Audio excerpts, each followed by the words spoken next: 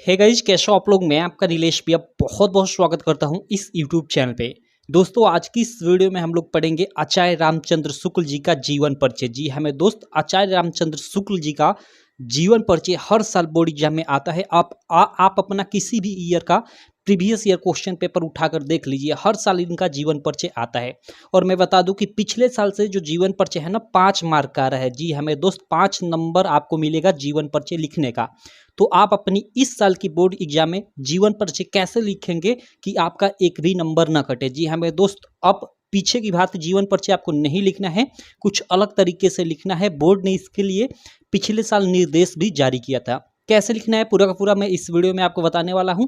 बाकी कहूंगा, चैनल को अभी तक आप सब्सक्राइब नहीं किए हो तो चैनल को सब्सक्राइब कर लेना और बेल आइकन को भी दबा लेना, जिससे मेरी सारी वीडियो की नोटिफिकेशन आपको मिल जाए।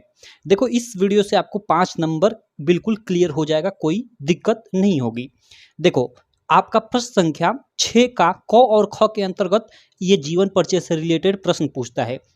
प्रश्न संख्या 6 के क में आप लोग का लेखकों के जीवन परिचय से संबंधित प्रश्न पूछता है और प्रश्न संख्या 6 के ख में कवियों के जीवन परिचय से संबंधित प्रश्न पूछता है। दोनों में 3-3 से ऑप्शन होता है, मतलब 3-3 लेखक और 3-3 कवियों का नाम दिया होता है। तीनों में से किसी एक का लिखना होता है। तो उसमें आचार्य रामचंद्र शुक्ल का और जयशंकर प्रसाद जी का भी, मतलब वेरी वेरी इंपॉर्टेंट है। दोनों का हर साल आता है। तो चलो इनका हम लोग जीवन परिचय देख लेते हैं।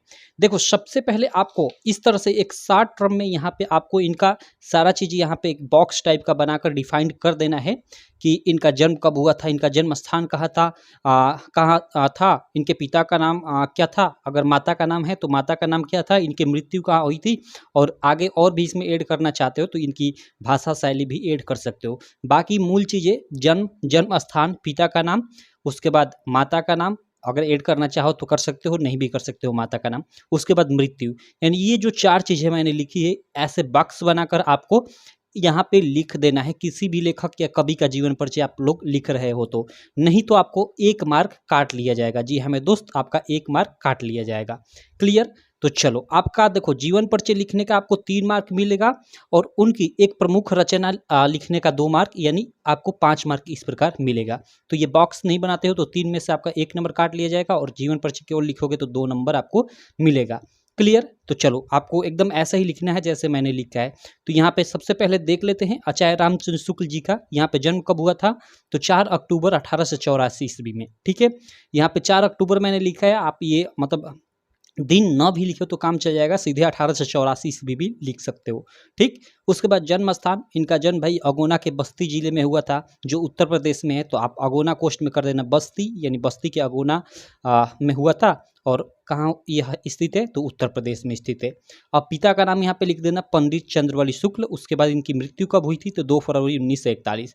यहाँ पे 1941 भी लिख सकते हो, कोई दिक्कत नहीं होगी। ठीक। चलो, अब ऐसे ये बॉक्स बनाकर उसके बाद लिखोगे कैसे इनका जीवन परिचय। देखो, मैंने काफ़ी सरल भाषा में अच्छे से लिखा है, थोड़ा अधिक लिखा है, इधर लिखा है, ये पेज भर गया है और इधर भी इतना लिखा है, लेकिन देखो आपको आसानी से याद हो जाएगा। मैंने इतना इसलिए लिखा है कि आपको मतलब एग्जाम में थोड़ा सा भी आप भूल भी जाओ, मान लो 2 लाइन आप भूल जाओ तो आपका कवर हो जाए। तो चलो यहाँ पे हम इनका जीवन परिचय पढ़ते हैं। देखो, आपको लिखना है कि हिंदी के प्रतिभा संपन्न साहित्यकार आचार्य रामचंद्र शुक्ल का जन्म 1884 ईस्वी में उत्तर प्रदेश के बस्ती जिले के अगोना नामक ग्राम में हुआ था, या अगोना नामक गांव में हुआ था, ऐसे भी लिख सकते हो। ठीक है, कि हिंदी के प्रतिभा संपन्न साहित्यकार आचार्य रामचंद्र शुक्ल का जन्म 1884 ईस्वी में उत्तर प्रदेश के बस्ती जिले के अगोना नामक ग्राम में हुआ था। क्लियर। आगे देखो, चूंकि इनके पिता का नाम पंडित चंद्रवली शुक्ल था, तो इन पे आप अगली लाइन लिखो कि इनके पिता का नाम पंडित चंद्रवली शुक्ल था। और चूंकि ये एक कानूनगो थे, फेमस कानूनगो थे, तो यहाँ पे आप लिख दोगे कि जो एक सुपरवाइजर कानूनगो थे, कानूनगो मीन्स वही न्यायालय में ये जॉब करते थे। ठीक है, तो जो एक सुपरवाइजर कानूनगो थे, कौन, पंडित चंद्रवली शुक्ल, आचार्य रामचंद्र शुक्ल जी के पिता। ठीक है, तो इनके पिता का नाम पंडित चंद्रवली शुक्ल था, जो एक सुपरवाइजर कानूनगो थे। शुक्ल जी ने हाई स्कूल की परीक्षा मिर्जापुर के मिशन स्कूल से उत्तीर्ण की। क्लियर। यहां तक चीजें आपको क्लियर हो गई। एक बार मैं रिवाइज करा देता हूं। देखो, हिंदी के प्रतिभा संपन्न साहित्यकार आचार्य रामचंद्र शुक्ल का जन्म 1884 ईस्वी में उत्तर प्रदेश के बस्ती जिले के अगुना नामक ग्राम में या गांव में हुआ था, ऐसे लिख दोगे। उसके बाद लिखोगे कि इनके पिता का नाम पंडित चंद्रवली शुक्ल था, जो एक सुपरवाइजर कानूनगो थे।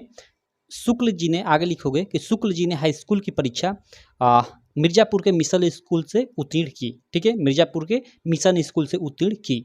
आगे चलते हैं, आगे आपको क्या लिखना है, आगे लिख सकते हो। चूंकि ये गणित में कमजोर थे तो गणित में मतलब गणित को एक ऑप्शन बनाकर आप अपने हिसाब से यहाँ पे लिख सकते हो। जैसे मैंने लिखा है, देखो यहाँ पे कि गणित में कमजोर होने के कारण उन्हें काफ़ी समस्याओं का सामना करना पड़ा और इस प्रकार इंटर की अंतिम वर्ष की परीक्षा से पूर्व ही विद्यालय छूट गया और इसके बाद उन्होंने मिर्जापुर के न्यायालय में नौकरी कर ली। क्लियर है, जहाँ इनके पिता नौकरी करते थे वहीं इन्होंने नौकरी कर ली। किंतु यानी वही लेकिन स्वभानुकूल मीन्स उनके स्वभाव पे वो नौकरी अनुकूल नहीं थी। ठीक है, तो वहीं लिखा गया कि किंतु स्वभानुकूल न होने के कारण नौकरी छोड़ दी और मिर्जापुर के मिशन स्कूल में ही चित्रकला के अध्यापक हो गए। यानी जो नौकरी थी जो उन्होंने न्यायालय में की थी उससे छोड़ दी, क्योंकि वो उनके स्वभाव के अनुकूल नहीं था। उन्हें मतलब वो जॉब करने में कोई इंटरेस्ट नहीं था, इसलिए उन्होंने नौकरी छोड़ दी और जो मिर्जापुर जिस स्कूल से उन्होंने हाई स्कूल उत्तीर्ण किया था उसी में चित्रकला के अध्यापक हो गए। क्लियर, इतना आपको लिख देना है। उसके बाद आगे क्या लिखना है, देखो इधर मैंने लिखा है, आगे देखो, एक मिनट यहाँ मैं दिखाता हूँ। देखो आगे यहाँ पे मैंने लिखा है कि इसी बीच, ठीक है, इसी बीच स्वाध्याय से इन्होंने हिंदी, अंग्रेजी, संस्कृत आदि भाषाओं का अच्छा ज्ञान प्राप्त कर लिया। यहाँ भाषाओं से अच्छा अगर आप विषयों का अच्छा ज्ञान प्राप्त कर लिया लिखोगे तो बेटर रहेगा। यहाँ भाषाओं मतलब डिनोट करता है विषयों को ही। ठीक, तो इसी बीच स्वाध्याय से इन्होंने हिंदी, अंग्रेजी, संस्कृत आदि भाषाओं का अच्छा ज्ञान प्राप्त कर लिया और पत्र पत्रिकाएं लिखना प्रारंभ कर दिया। क्लियर, इतना लिखने के बाद आप लिखोगे कि बाद में इनकी नियुक्ति काशी हिंदू विश्वविद्यालय में हिंदी के प्राध्यापक मीन्स वही टीचर पद पर हो गई। इसी बीच उन्होंने काफ़ी सारी रचनाएं की। आगे लिखोगे कि बाबू श्याम सुंदर दास के अवकाश प्राप्त करने के बाद यह हिंदी विभाग के अध्यक्ष पद को भी सुशोभित किए। अवकाश प्राप्त मीन्स एक तरह से रिटायरमेंट के बाद उन्होंने क्या किया कि हिंदी विभाग के अध्यक्ष पद को भी सुशोभित किया। इसी पद पर कार्य करते हुए सन 1941 में इनकी मृत्यु हो गई। तो ये रहा पूरा का पूरा आचार्य रामचंद्र शुक्ल जी का जीवन परिचय। यहाँ पे ऐसे लिखने के बाद यहाँ एक लाइन छोड़कर लिखोगे, इनकी आपके एग्जाम में कहता है कि किसी एक लेखक का जीवन परिचय लिखिए तथा उसकी एक प्रमुख रचना का नाम लिखिए। तो इनकी एक प्रमुख रचना यहाँ पे लिख दीजिए कोई भी, जैसे त्रिवेणी इनकी एक प्रमुख रचना है, या विचार विधि इनकी एक प्रमुख रचना है। यहाँ मतलब एक लाइन छोड़कर लिख दो तो आपको ये लिखने का 2 मार्क और ये आपको लिखने का 3 मार्क मिलेगा। तो इस प्रकार आपको पूरा का पूरा 5 मार्क मिलेगा जीवन परिचय का। तो आशा करता हूँ एकदम आपको अच्छे से समझ में आ गया होगा कि कैसे लिखना है। बाकी मैंने ये लिख कर दिखा दिया आपको। अगर आपको ऐसे ही सेम टू सेम याद करना है तो आप स्क्रीनशॉट ले लो दोनों तरफ का, इधर का भी और उधर का भी। स्क्रीनशॉट से अच्छा मैं कहूँगा कि आप मतलब एक एक लाइन जैसे जैसे मैं पढ़ा आप एक एक लाइन खुद से लिख लो। जैसे जैसे मैं बोला एक एक लाइन खुद लिखो, लिखते समय ही तुमको ये याद हो जाएगा। क्लियर, और उसी को बार बार दोहराते रहो, ये आप सब मतलब क्लियर हो जाएगा और एग्जाम टाइम में एक बार दोहरा लोगे, बस आपका काम खत्म, आपका जीवन परिचय का काम खत्म, 5 मार्क आपको मिल जाएगा। तो देखो आचार्य रामचंद्र शुक्ल, जयशंकर प्रसाद और एक रामधारी सिंह दिनकर, 3 लोगों का आप गद्य पाठ में याद कर लो, आपका 100% नहीं 200% पहुँच जाएगा आपके एग्जाम में। ठीक है, तो चलो मैं मिलता हूँ आपसे नेक्स्ट वीडियो में। आशा करता हूँ ये छोटी सी वीडियो आपको काफ़ी अच्छी लगी होगी और मैंने ये बोर्ड परीक्षा की कॉपी पे पूरा का पूरा देखो ये लिख कर आपको दिखाया था कि मतलब कैसे पूरा का पूरा लिखा जाता है।